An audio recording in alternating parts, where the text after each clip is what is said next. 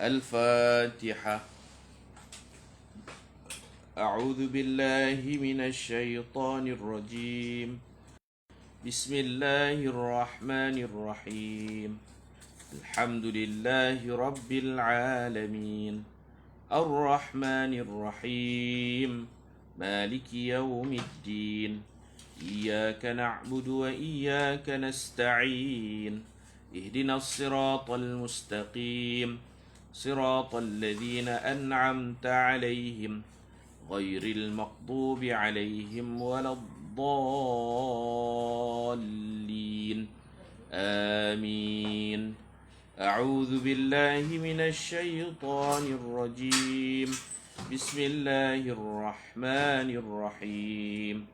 إذا وقعت الواقعة ليس لوقعتها كاذبة خافضة رافعة.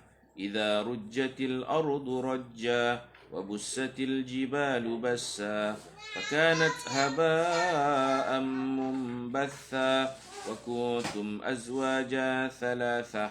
فأصحاب الميمنة ما أصحاب الميمنة، وأصحاب المشأمة ما أصحاب المشأمة. والسابقون السابقون أولئك المقربون في جنات النعيم.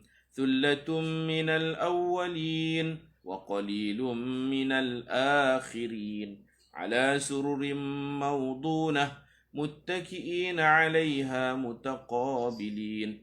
يطوف عليهم ولدان مخلدون بأكواب وأباريق وكأس من معين. لا يصدعون عنها ولا ينزفون. وفاكهة مما يتخيرون ولحم طير مما يشتهون. حور عين كأمثال اللؤلؤ المكنون جزاء بما كانوا يعملون. لا يسمعون فيها لغوا ولا تأثيما إلا قيلا سلاما سلاما وأصحاب اليمين ما أصحاب اليمين. في سدر مخضود وطلح منضود وظل ممدود وماء مسكوب. فاكهة كثيرة لا مقطوعة ولا ممنوعة وفرش مرفوعة. إنا أنشأناهن إنشاء فجعلناهن أبكارا عربا أترابا لأصحاب اليمين. ثلة من الأولين وثلة من الآخرين. وأصحاب الشمال ما أصحاب الشمال. في سموم وحميم وظل من يحموم لا بارد ولا كريم. إنهم كانوا قبل ذلك مترفين وكانوا يصرون على الحنث العظيم. وكانوا يقولون أئذا متنا وكنا ترابا وعظاما أئنا لمبعوثون أو آباؤنا الأولون. قل إن الأولين والآخرين لمجموعون إلى ميقات يوم معلوم. ثم إنكم أيها الضالون المكذبون لآكلون من شجر من زقوم فمالئون منها البطون فشاربون عليه من الحميم فشاربون شرب الهيم. هذا نزلهم يوم الدين. نحن خلقناكم فلولا تصدقون. أفرأيتم ما تمنون أأنتم تخلقونه أم نحن الخالقون. نحن قدرنا بينكم الموت وما نحن بمسبوقين على أن نبدل أمثالكم وننشئكم فيما لا تعلمون. ولقد علمتم النشأة الأولى فلولا تذكرون. أفرأيتم ما تحرثون أأنتم تزرعونه أم نحن الزارعون. لو نشاء لجعلناه حطاما فظلتم تفكهون. إنا لمغرمون بل نحن محرومون أفرأيتم الماء الذي تشربون أأنتم أنزلتموه من المزن أم نحن المنزلون لو نشاء جعلناه أجاجا فلولا تشكرون أفرأيتم النار التي تورون أأنتم أنشأتم شجرتها أم نحن المنشئون نحن جعلناها تذكرة ومتاعا للمقوين فسبح باسم ربك العظيم سبحان ربي العظيم فلا أقسم بمواقع النجوم وإنه لقسم لو تعلمون عظيم إنه لقرآن كريم في كتاب مكنون لا يمسه إلا المطهرون تنزيل من رب العالمين أفبهذا الحديث أنتم مدهنون وتجعلون رزقكم أنكم تكذبون فلولا إذا بلغت الحلقوم وأنتم حينئذ تنظرون ونحن أقرب إليه منكم ولكن لا تبصرون فلولا إن كنتم غير مدينين ترجعونها إن كنتم صادقين فأما إن كان من المقربين فروح وريحان وجنة نعيم وأما إن كان من أصحاب اليمين فسلام لك من أصحاب اليمين وأما إن كان من المكذبين الضالين فنزل من حميم وتصلية جحيم إن هذا لهو حق اليقين فسبح باسم ربك العظيم سبحان ربي العظيم صدق الله العظيم بسم الله الرحمن الرحيم الحمد لله رب العالمين والصلاة والسلام على أشرف الأنبياء والمرسلين وعلى آله وصحبه أجمعين اللهم صن وجوهنا باليسار ولا توهنا بالإقتار فنسترزق من طالب رزقك ونستعطف شرار خلقك ونشتغل بحمد من أعطانا ونبتلى بذم من منعنا وأنت من وراء ذلك كله أهل العطاء والمنع اللهم كما صنت وجوهنا عن السجود إلا لك فصنا عن الحاجة إلا إليك بجودك وكرمك وفضلك يا أرحم الراحمين اللهم أغننا بحلالك عن حرامك وبطاعتك عن معصيتك وبفضلك عمن سواك لا إله إلا أنت يا حنان يا منان يا بديع السماوات والأرض يا ذا الجلال والإكرام اللهم إنا نسألك علما نافعا ورزقا طيبا وعملا متقبلا وشفاء من كل داء ربنا تقبل منا إنك أنت السميع العليم وتب علينا إنك أنت التواب الرحيم ربنا آتنا في الدنيا حسنة وفي الآخرة حسنة وقنا عذاب النار وصلى الله على سيدنا محمد النبي الأمي وعلى آله وصحبه أجمعين والحمد لله رب العالمين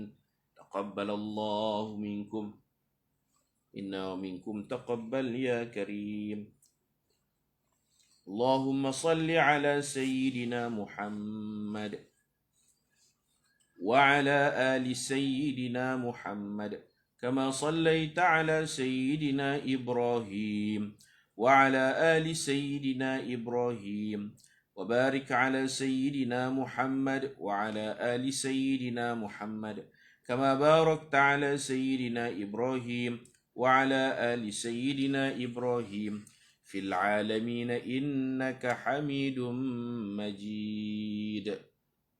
اللهم صل على سيدنا محمد وعلى آل سيدنا محمد كما صليت على سيدنا إبراهيم وعلى آل سيدنا إبراهيم وبارك على سيدنا محمد وعلى آل سيدنا محمد كما باركت على سيدنا إبراهيم وعلى آل سيدنا إبراهيم في العالمين إنك حميد مجيد. اللهم صل على سيدنا محمد وعلى آل سيدنا محمد كما صليت على سيدنا إبراهيم وعلى آل سيدنا إبراهيم وبارك على سيدنا محمد وعلى آل سيدنا محمد كما باركت على سيدنا إبراهيم وعلى آل سيدنا إبراهيم في العالمين إنك حميد مجيد. Assalamualaikum warahmatullahi wabarakatuh. Mari sama-sama kita bertasbih. Subhanallahi wa bihamdihi adada khalqih wa ridha nafsih wa zinata arshih wa midada kalimatih. Subhanallahi wa bihamdihi adada khalqih wa ridha nafsih wa zinata arshih wa midada kalimatih. Subhanallahi wa bihamdihi adada khalqih wa ridha nafsih wa zinata arshih wa midada kalimatih.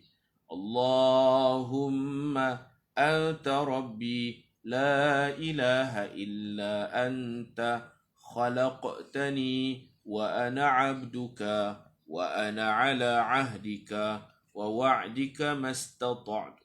أعوذ بك من شر ما صنعت أبوء لك بنعمتك علي وأبوء بذنبي فاغفر لي فإنه لا يغفر الذنوب إلا أنت. Alhamdulillah, muslimin, muslimat, tuan-tuan dan puan-puan sekalian.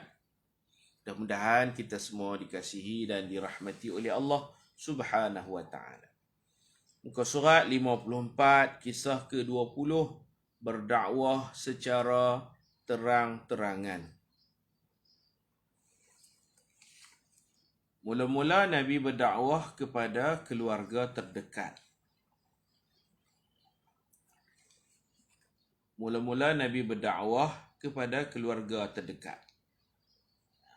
Ashiratakal aqrabin. Ashirah.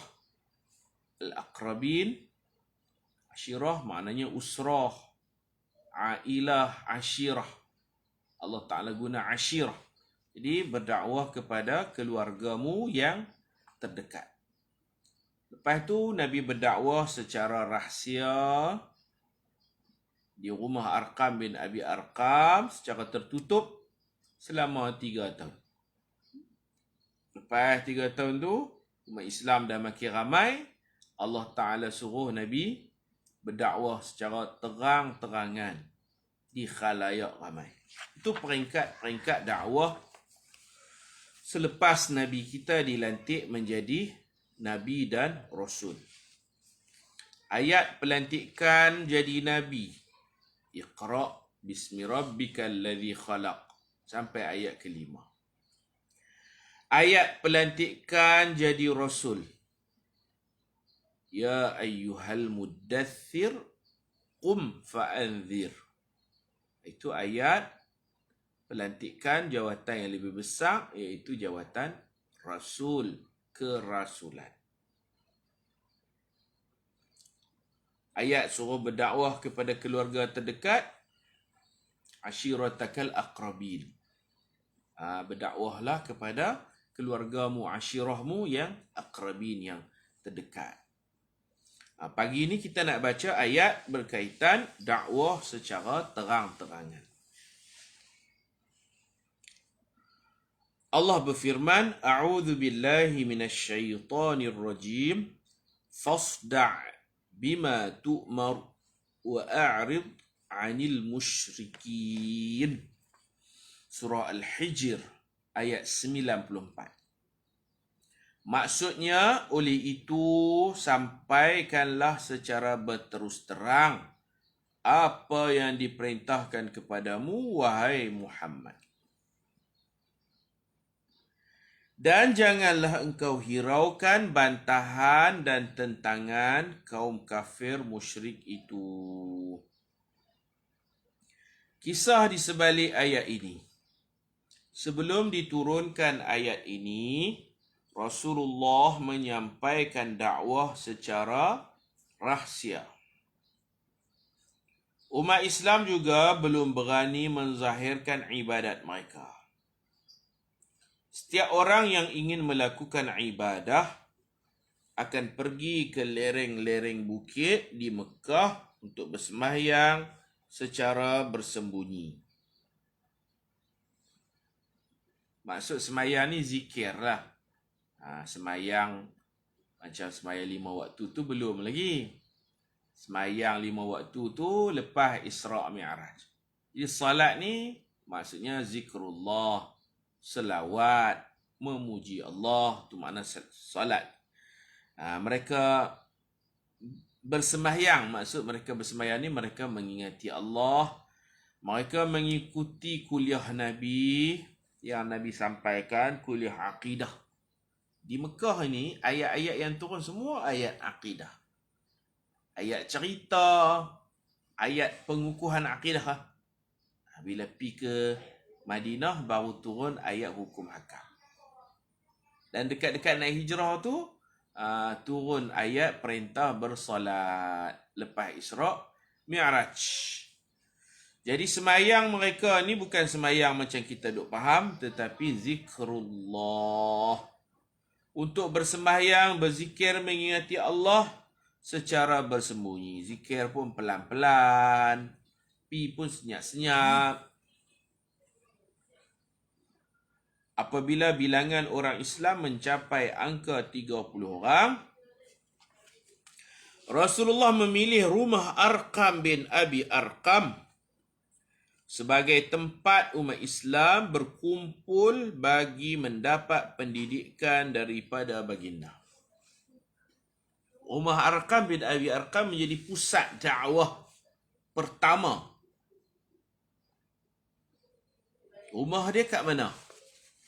Rumah dia, kalau tuan-tuan duduk di Hotel Safwah, Hotel Hilton, atau hotel murah sikit ni, Jalan Jiyad, Saraya Iman, Saraya Ajiat. Kita turun nak pergi sembahyang berjemaah. Ni di Mekah ni, bayangkan kita pergi umrah, pergi haji. Kita duduk di Safwah, duduk di Hilton. Okey, kita akan masuk pintu mana selalunya nak masuk sembahyang? Pintu bab Raja Malik Abdul Aziz kah? Okey, kita duk masuk ke tu lah. Tak apa, nak tahu rumah Arqam bin Abi Arqam ni jangan masuk masjid. Pergi ke kanan. Pergi ke kanan, jalan luar ke kanan. Bila kita pergi ke kanan, ada pintu jihad. Atas orang duk tolak wheelchair tu, ke atas. Kita pergi ke kanan, kita duk berjalan bawah. Bawah laluan jejantai orang tolak wheelchair ke atas. Kita pergi ke kanan, pintu nombor 16. Jalan Sa'i. Pintu tu nombor 16, gate 16. Bawabah Arqam namanya. Gate Arqam. Jalan Sa'i, betul? Jalan luar lah. Jalan luar Sa'i. Di situ ada pintu gate nama Arqam ataupun Bawabah Arqam raqam 16, nombor 16. Itulah rumah Sayyidina Arqam bin Abi Arqam Al-Makhzumi. Dia, family dia nama Bani Makhzum. Kaum puak dengan Abu Jahal lah. Senang cakap kaum puak dengan Abu Jahal. Itu rumah dia tu. Rumah dia ni dibuat pintu. Itulah tapak rumah dia. Dan ada eskalator, kita boleh naik sampai kita boleh semayang di atas bumbung. Kita boleh pergi tengok lah. Itulah rumah dia. Rumah dia ni dengan Bukit Safa tak jauh. Safa dalam. Ni luar. Eskalator naik. Rumah dia kalau dalam kitab beritahu 60 meter dari Bukit Safa. Memang dekat ya. Jadi ke siapa-siapa pergi Mekah, pergi Madinah, pergilah ziarah tak dapat pahala apa pun. Habuan nak tahu tang ni rupanya. Tang ni tempat Nabi bersembunyi, Nabi berdakwah, Nabi mengajak, Nabi berkuliah, suntik iman, akidah di rumah dia. Kalau kita terus lagi jalan, dekat Marwah nu, itu keluarga Nabi, itu Bani Hashim. Belah-belah Marwah, belah-belah bilik ayak ujung tu, kita duk kerak rambut, duk tahallul, gunting rambut. Belah-belah tu, itu perkampungan Bani Hashim. Rumah Nabi dengan Sayyidatina Aisyah pun ada ni buat lantai bonggol sikit. Mozaik tu yang kata dia bonggolkan. Itu rumah Nabi dengan Sayyidatuna Aisyah. Ujung sana tu, rumah Abu Talib. Rumah kelahiran Nabi di rumah Abu Talib. Aminah, mak Nabi, bonda Nabi, melahirkan Nabi. Yang sekarang dijadikan Maktabah Makkah Al-Mukarramah. Pipi tapi lah tengok untuk mengukuhkan lagi kekuatan pengajian sirah kita untuk lebih kita faham menghayatinya. Okay, Bani Hashim dengan Bani Makhzum ini saling bergaduh, bersaing. Kan bergaduh guna iri hati bersaing. Bersaing nak dapat jawatan mencuci Masjidil Haram. Bersaing untuk jawatan siqayah, menyediakan air kepada jemaah haji. Mana mereka ni tapi dapat dekat Bani Hashim lah. Bermusuhan lah dua bani ni, dua keluarga besar. Bani Hashim dekat Marwah sana, Bani Makhzum dekat Safa. Orang tak sangka, lam yatawaqqa. Orang tak sangka Nabi memilih rumah Arqam, yang mana Arqam itu dia keluarga lain. Nabi keluarga lain. Keluarga Bani Hashim dengan Bani Makhzum ni memang tak belaga angin lah orang cakap. Tapi Nabi boleh berbaik dengan Arqam. Arqam ni waktu ni dia baru belasan tahun. Ada yang kata dia 16 tahun, 13 tahun macam tu. Dia dah ada rumah sendiri dah. Orang dulu kan kahwin, awal baligh kahwin. Mungkin dia umur 16 lah. Dia dah baligh dah, kahwin, dia ada rumah sendiri. Orang tak tahu. Orang tahu Nabi jadi Nabi, Nabi jadi Rasul tu orang tahu. Tapi Nabi, bahasa kasar orang kata macam menghasut. Bukan macam menghasut, mendakwah orang. Dia jadi Nabi, jadi Rasul ni pun tak marah lagi. Tapi bila mempengaruhi orang, mendakwahkan orang, itu ni pun marah.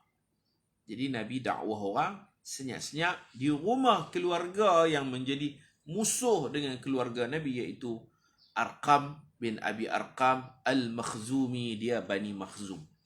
Bani Makhzum ni satu keluarga dengan Abu Jahal. Siapa lagi Bani Makhzum? Banyak yang menentang Nabi ni. Mereka menentang pasal memang keluarga, sama-sama keluarga ni duk bergaduh lama dah. Asabiyah ni, fanatik kekeluargaan ni. Al-Walid, ayah Sayyidina Khalid Al-Walid. Tu Bani Makhzum juga tu. Mughirah, Walid bin Mughirah. Uqbah bin Abi As, yang pernah cekik Nabi, letak tai unta tai belakang Nabi, nama Uqbah bin Abi As. As bin Wa'il. Banyaklah nama-nama. Kita kena mengaji sirah, kita tahu mereka ni memang benci dekat Bani Hashim, apatah lagi bila Nabi ditonjolkan oleh Allah sebagai Nabi, Rasul, mendakwahkan orang. Mereka ni cukup benci, marah sungguh dekat Nabi SAW. Keluarga Nabi pula, atas semangat kekeluargaan, walaupun mereka tak Islam, macam Abu Talib, mereka bela Nabi. Mereka sayang Nabi, mereka kasih Nabi. Adik-beradik kita kena jaga. Slogan tu. Adik-beradik kita kena jaga. Itu orang panggil asabiyah. Fanatik kekeluargaan. Kecuali Abu Lahab. Abu Lahab, dia marah sungguh kat Nabi. Dia keluar daripada keluarga. Dia isytihar keluar dari keluarga Bani Hashim. Dia jadi kaum puak Bani Makhzum. Marah kat Nabi, sanggup bercerai adik-beradik. Itu Abu Lahab. Hak lain-lain okey. Hak lain-lain okey. Okey, sebelum bila dah 30 orang, Rasulullah memilih. Orang pun tak sangka. Orang pun tak tahu kata arkam ni Islam. Kira nak pergi rumah dia ni, tak boleh pergi ramai-ramai. Pergi 2 orang masuk rumah. Lama sikit main pula 2 orang. Orang ingat Nabi pergi jadi tetamu macam tu je. Dan tujuannya, mereka kan ada semangat kekeluargaan. Yang paling benci dekat Nabi ni Abu Jahal. Al-Walid bin Mughirah. Ramai lagi lah. Mereka ni kalau nak, mereka tak akan kacau majlis Nabi. Buat di rumah Arqam selamat. Mereka tak akan ganggu. Mereka tak akan sabotaj. Sebab tu sepupu sepapat mereka, adik-beradik mereka, family besar mereka. Orang Arab macam tu. Jadi Abu Jahal mungkin tak tahu. Dan mungkin tahu. Kalau dia tahu pun dia tak pergi kacau lah pasal Arqam ni adik-beradik dia. Yang adik-beradik ni faham? Pejam mata. Buat tak tahu. Macam tu.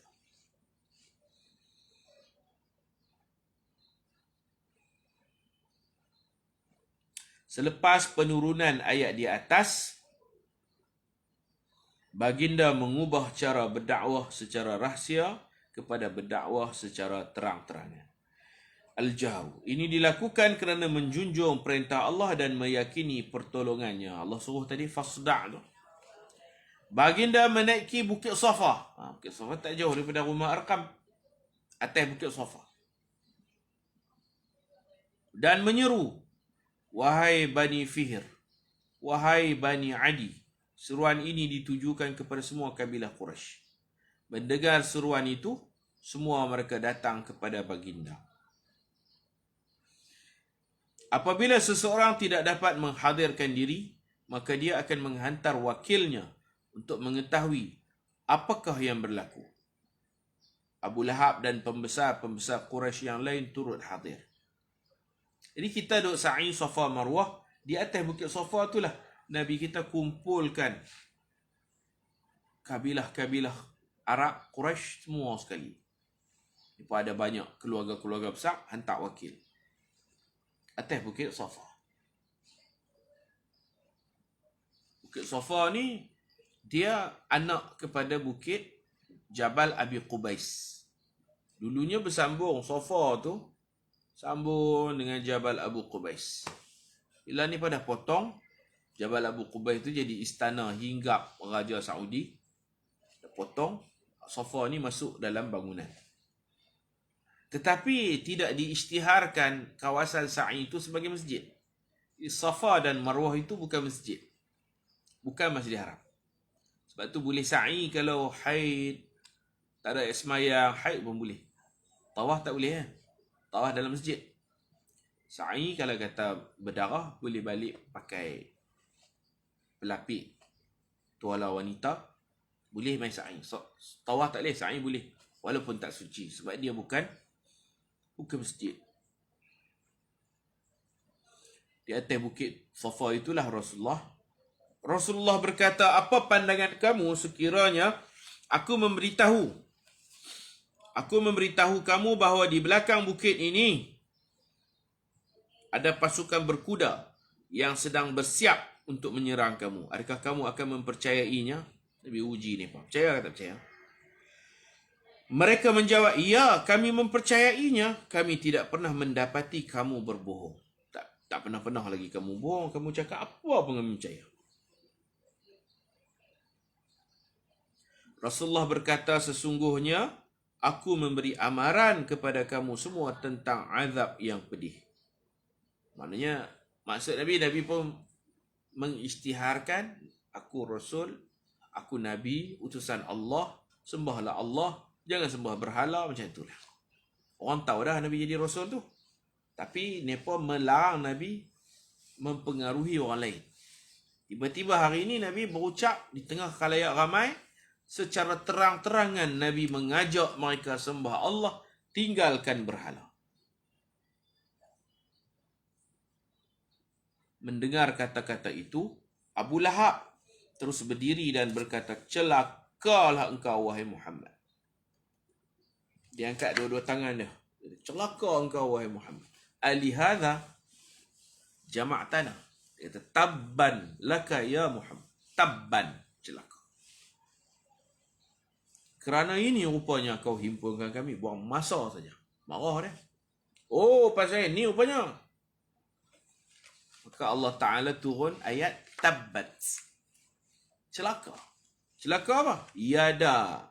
Dua tangan. Yadani. Yadani.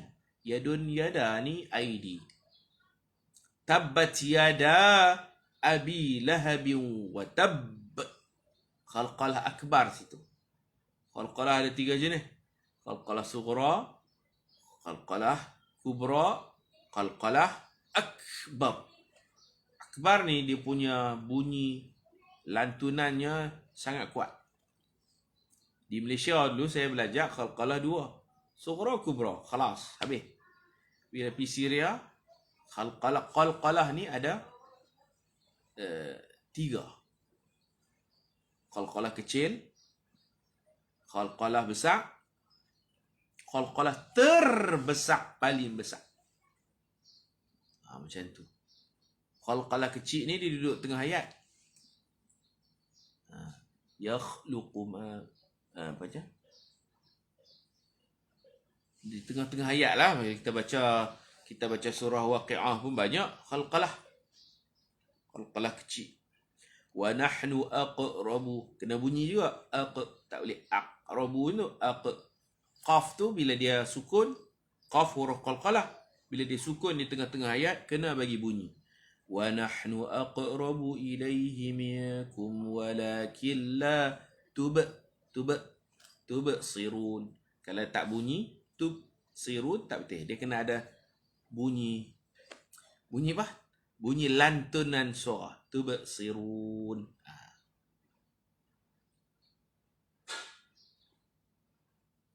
Itu khalqalah sughra. Khalqalah kubra dia duduk hujung. Lam yalid wa lam yulad. Dia kuat sikit bunyi dia. Lam yalid. Hak tu sughra tengah ayat. Lam yalid wa lam yulad. Walam yulad. Itu kubra. Asghar ni duduk hujung dan bersyaddah. Syaddah macam watab haqqa. Dan bunyi pun kena belajar tajwid lah. Bukan bunyi kita menambah hamzah. Watab macam ada hamzah tak betul. Haqqa qa dia bunyi asli. Setiap huruf ada bunyinya yang tersendiri. Dal, dia ada bunyi dia. Watawasau bil haqq. Bukan qa. Ada hamzah pula tak? Qalqalah tidak boleh dibubuh hamzah di belakang. Dia bunyi asli. Bunyi qaf, bunyi dal, bunyi ba, watab. Bukan watab. B tu nampak sangat kita tekan hamzah. Itu kena mengaji tajwid lah. Mengaji fasah. Setiap huruf qalqalah perlu dibunyikan. Ada bunyi pelan, ada bunyi sederhana, ada bunyi kuat. Hak ni bunyi kuat. Tabbat yada abi lahabin wa tabb. Wa tabb. Bukan wa tabb. B tu kita sendiri yang buat qalqalah dengan menambah hamzah tak betul.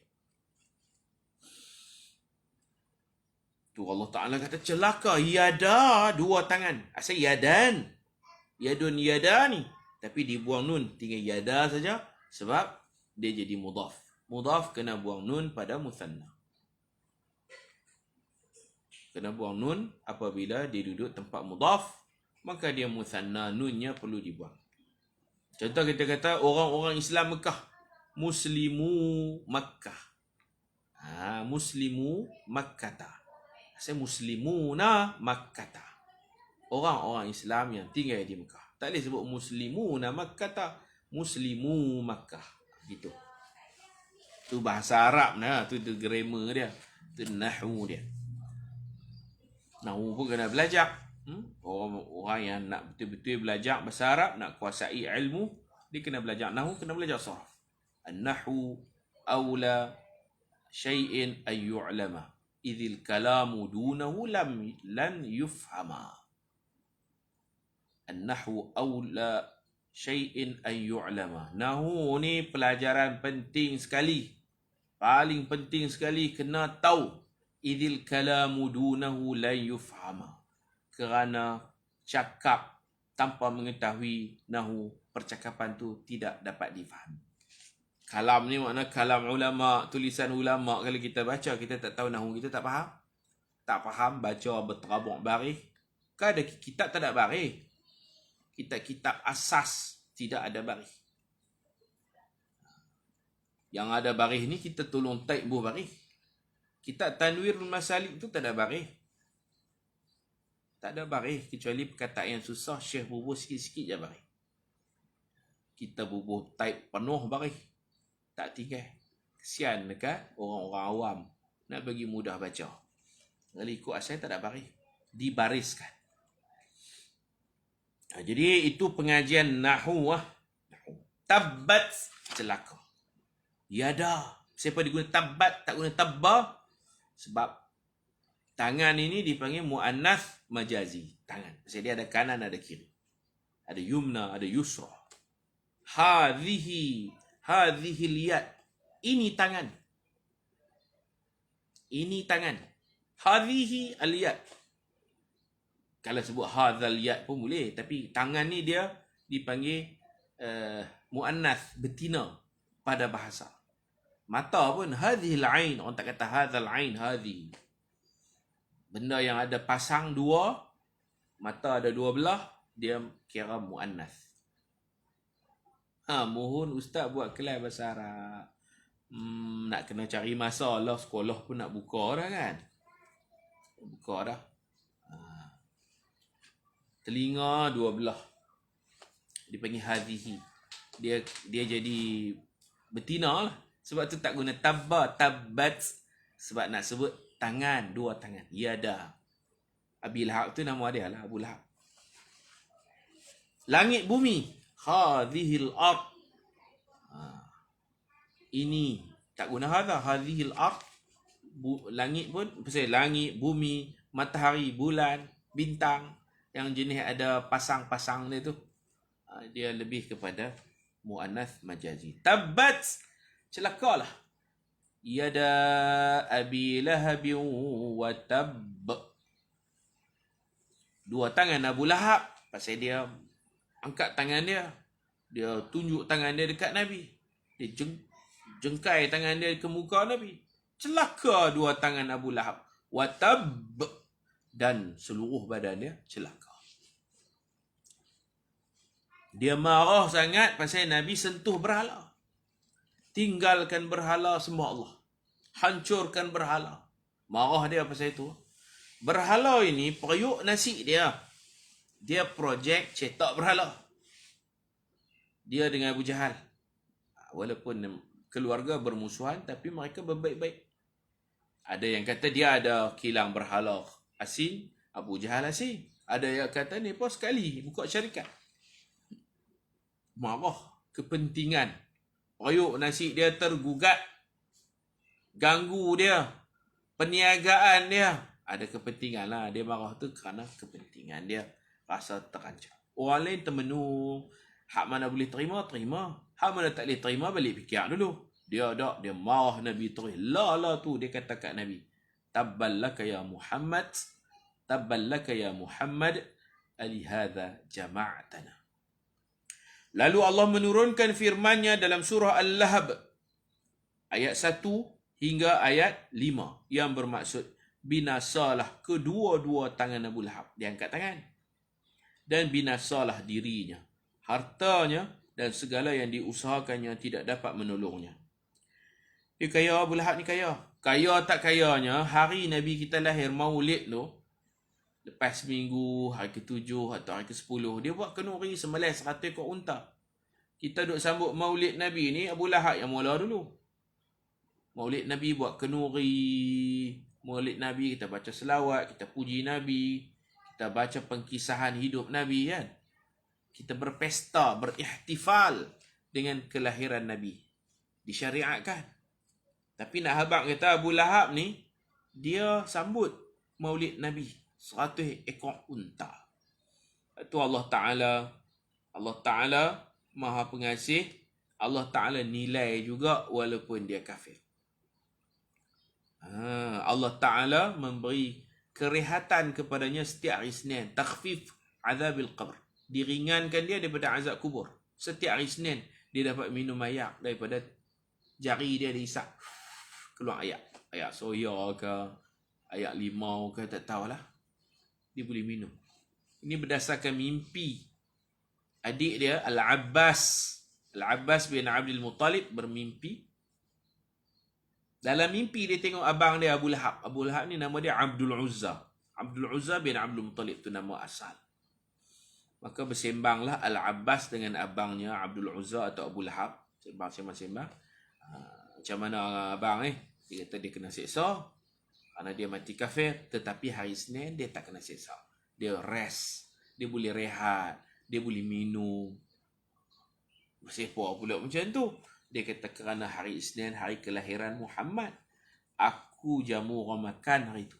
Itu kelebihan kenuri maulid. Ada kelebihannya, boleh tengok dalam Sahih Al-Bukhari, kisah mimpi Sayyidina Al-Abbas melihat abangnya, iaitu Abu Lahab. Dan mimpi ini ditashihkan, dirujuk kepada Nabi, dan Nabi mengatakan mimpi itu mimpi benar.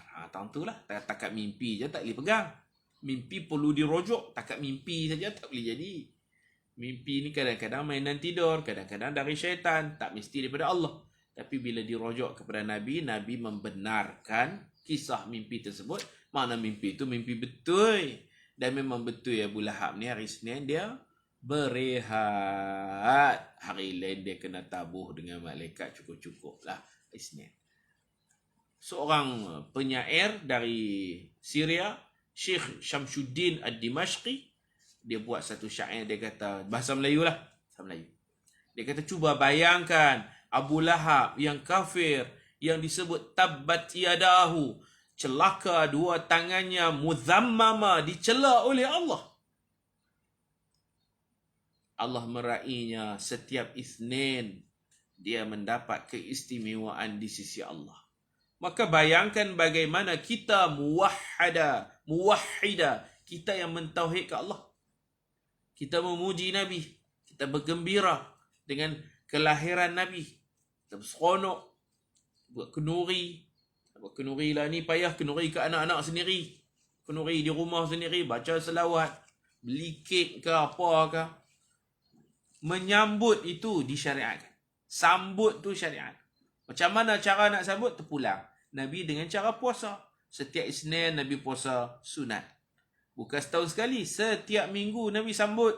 Sambutan maulid dengan berpuasa Isnin. Sahabat tanya apa siapa puasa Isnin? Nabi kata itu hari wulidtu fi. Zalikal yaum wulidtu fi. Itulah hari kelahiranku. Aku dilahirkan pada Isnin. Maknanya sambut maulid tu disyariatkan. Nak puasa ke, nak buat makan-makan ke, nak berselawat ke, sambutlah. Jangan sampai kita tak peduli. Birthday kita sambut. Hari kelahiran Nabi kita buat lupa, buat tak tahu. Bila ni? Tak lama dah, Oktober ni.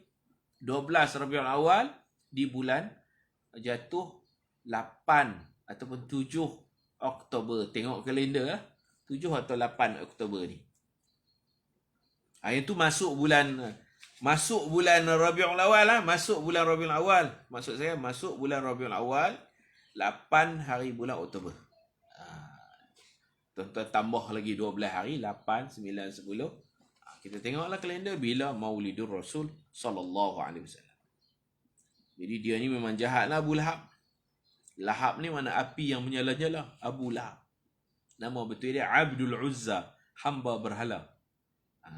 Uzza tu asalnya Aziz. Mereka mempesongkan nama Allah. Mereka Aziz, mereka tukar nama Uzza. Kan ada berhala banyak. Hampir 360 berhala dalam Masjidil Haram. Nabi lahir tu bercambah berhala dalam Masjidil Haram tu. Berlambak-lambak berhala. Yang mula buat main ni nama dia Amru bin Luhai. Ataupun Amru bin Lu'ai. Luhai atau Lu'ai. Begitulah khilaf riwayat. Dia ni pi melancong atau pi menega di Syria. Dia pi tempah berhala dari Syria. Bawa balik Mekah. Dia bubuh dalam Kaabah berhala kayu. Nama berhala Hubal. Habalam. Kayu. Beratus-ratus tahun tak reput, tak dimakan anai-anai. Mekah pun ada anai-anai tapi tak makan. Kayu ni, kayu jati ke, kayu terah apa, tak tahulah. Kayu yang berkualiti. Dia sanggup beli di Syria, upah hamba abdi, bawa balik, buh dalam Kaabah. Dia ni lah orang yang bawa kesesatan. Sebelum tu, walaupun mereka jahil, mereka tetap Tuhan Allah, bertuhankan Allah. 19 Oktober 12 Rabiul Awal. Pakat-pakat sambut lah. Pakat-pakat peringat dengan anak-anak. Lepas tu tambah lagi, tambah berhala. 360 berhala penuh dalam Masjidil Haram. Kok tiang-tiang tu dihias. Tiang-tiang kita tak pasu bunga kan. Pasu bunga. Ni pun tiang buah berhala. Berhala kecil, berhala besar, macam-macam. Dalam Kaabah tu, Hubal, berhala kayu. Dia ni lah punya pasal. Amru bin Lu'ain. Amru bin Lu'ain. Dulu walaupun jahil, mereka tetap sembah Allah. Dia mula-mula bawa syirik. Mula-mula ajak orang sembah berhala. Dia kata Tuhan tak nampak. Hak ni Tuhan nampak. Tuhan ada dua pula dah. Tuhan nampak dengan tak nampak. Sembah hak tak nampak. Sembah hak nampak. Doa kat hak nampak. Hak nampak ni akan bawa doa kita kepada Tuhan yang tak nampak. Pula dah. Nabi kata Isra' Mi'raj, malaikat Jibril tunjuk kat aku mana dia Amru bin Lu'ai ni. Aku teringin nak tengok. Nabi pun tak pernah tengok. Cerita lama. Malaikat Jibril tunjuk. Ini dia. Merangkak-rangkak dia dalam neraka. Dengan perut dia buncit, borai, pecah perut. Keluar urat-urat perut. Dia sedang memusing-musing, mengisak-ngisak. Dia pusing-pusing dalam neraka. Mati akan nak keluar tak boleh. Pi kok ni tak jumpa pintu. Pi kok ni tak jumpa pintu. Dengan perutnya yang besar. Merangkak-rangkak. Mencari-cari jalan untuk keluar. Tak boleh keluar. Tenggelam punca lah. Pi kok ni tak boleh. Kok ni tak boleh. Hari-hari setiap masa nak lari keluar. Tak boleh keluar. Allah Ta'ala tunjuk. Dia mula bawa syirik. Dia kena hukum lah. Lepas pada tu. Nabi Isa pun tak ada. Nabi apa pun tak ada. Mereka hidup zaman jahiliah. Sebelum dilantik Rasul, Ahlul Fatrah insya-Allah selamat. Catuan Nabi apa semua kan, insya-Allah selamat di akhirat nanti sebab mereka tak tahu, dia sedak-sedak dah orang sembah berhala dah. Baik. Siapa-siapa yang mati sebelum Nabi dilantik jadi Rasul, selamat. Ahlul Fatrah najun insya-Allah. Nama dia Abdul Uzza. Berhala Uzza itu mereka ambil nama Allah. Aziz mereka tukar kepada Uzza. Allah mereka tukar kepada Al-Lat. Latta. Al-Lat.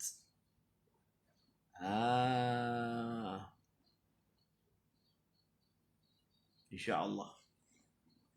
Baca qasidah pilihan dari bekal buku akhirat insyaAllah.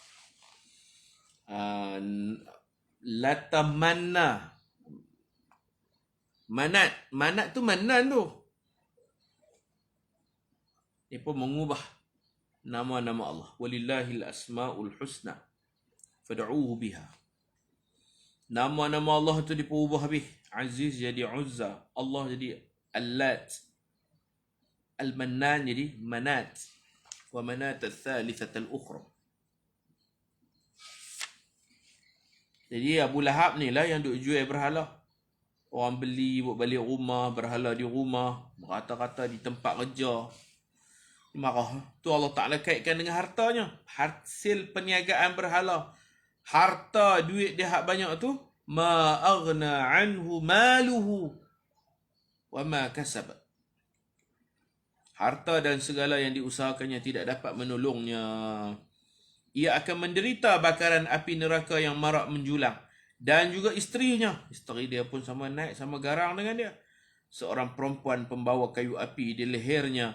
Sejenis tali dari tali yang dipintal. Macam sabut lah. Fi jidiha hablum mim masad. Abu Lahab dan isterinya Ummu Jamil memang layak mendapat celaan daripada Allah Ta'ala.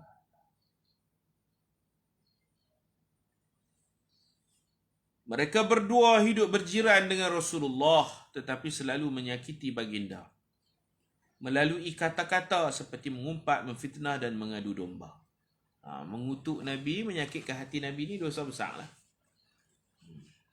Innal ladhina yu'dhuna Rasulullah lahum azabun alim. Orang yang menyakitkan hati Rasulullah, bagi mereka azab yang sangat pedih. Mafhum mukhalafahnya, orang yang menggembirakan Rasulullah dengan memuji-muji, bersyair puji Rasulullah, tentu bagi mereka nikmat yang abadi. Ada banyak syair, tetapi syair yang paling tinggi nilai kualitinya memuji Nabi ini syair Burdah. Burdah lil Imam Al-Busiri. Nama Imam Busiri meninggal di Kahirah, Mesir. Dia disebut Sayyidul Muddah, ketua pemuji. Ramai orang puji Nabi, ramai. Tapi pujian yang paling nilai tinggi ni Burdah. Orang Melayu kita kadang-kadang disebut berdah lah, bardah lah. Burdah tu maknanya selendang. Burdah. Saya suara tak sedap lah. Ada lagu dia lah kan. Lagu Arab ada, lagu Indon ada, Burdah. Dia memuji Rasulullah SAW. Dia lumpuh. Sampai dekat satu bait, satu rangkap tu dia mati idea, dia berhenti. Tulis puji Nabi, dia berhenti saat tidur. Dalam tidur dia, Nabi mai ajak dia untuk sambung lagi rangkap seterusnya. Dan Nabi hadiahkan kepadanya satu selendang, satu selimut. Selendang ni macam selimut. Nabi selimut dia tengah tidur tu. Dalam mimpi Nabi selimut dia, Nabi picit-picit sikit kaki dia lumpuh. Picit-picit Nabi selimut dia. Kemudian dia terjaga, terkejut.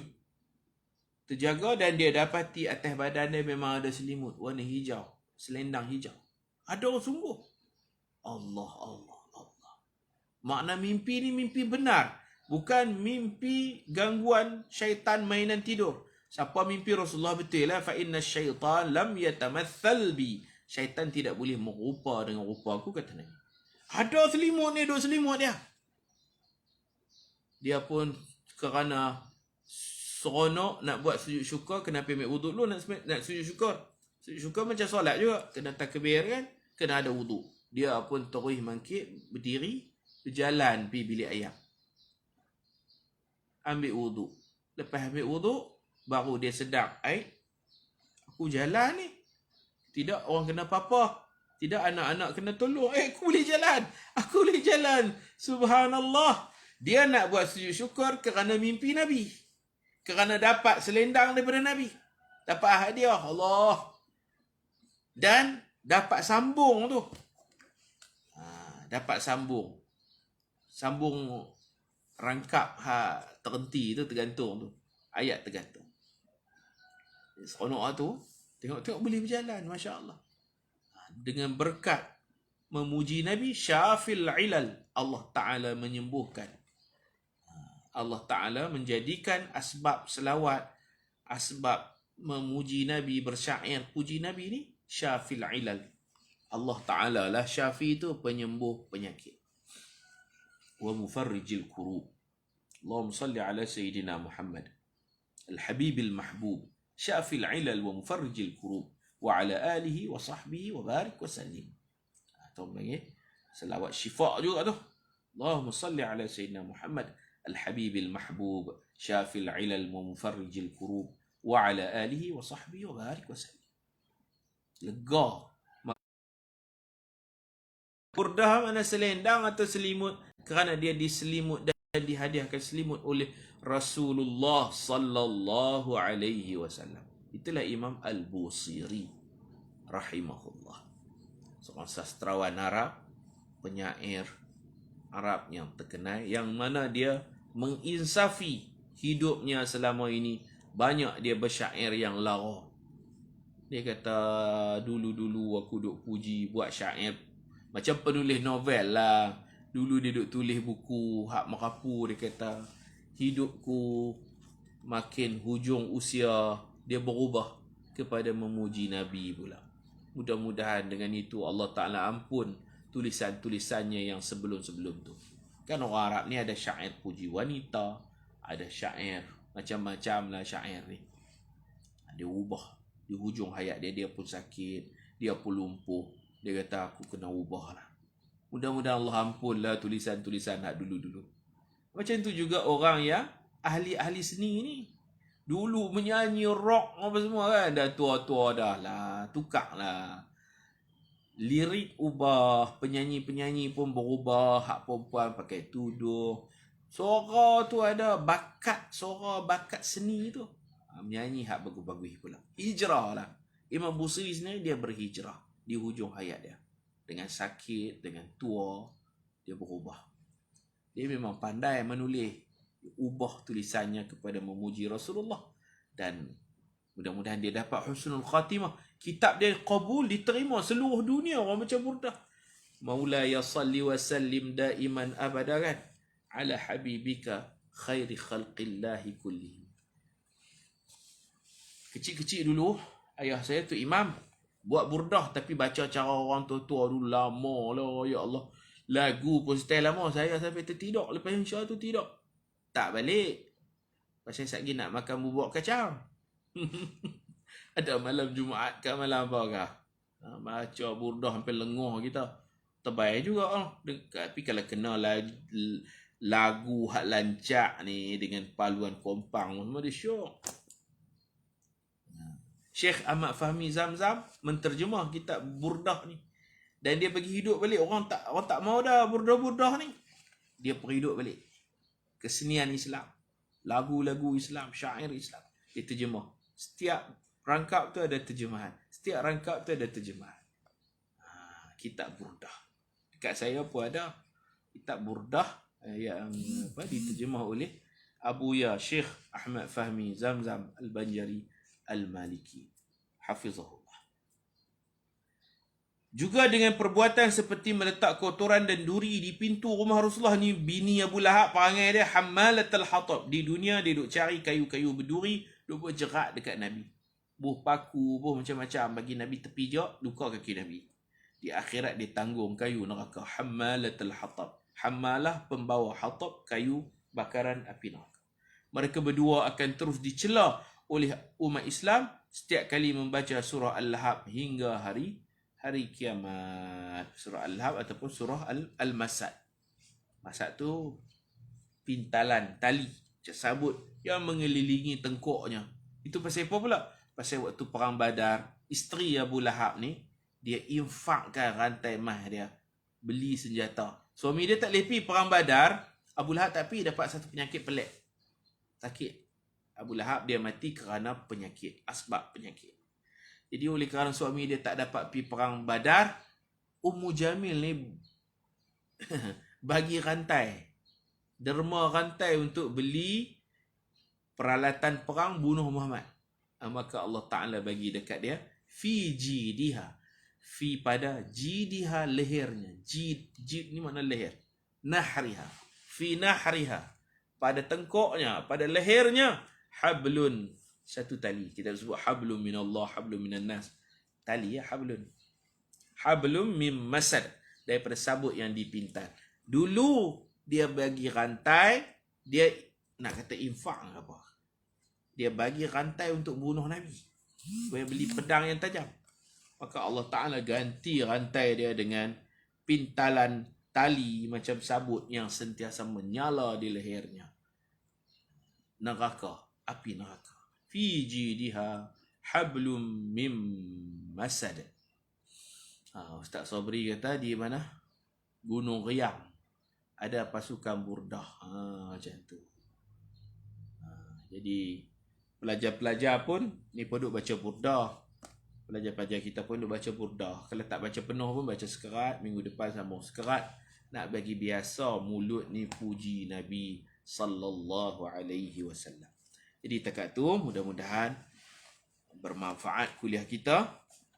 Iqra, lantik jadi Nabi. Ya ayuhal mudaththir, lantik jadi Rasul. Lepas tu dakwah.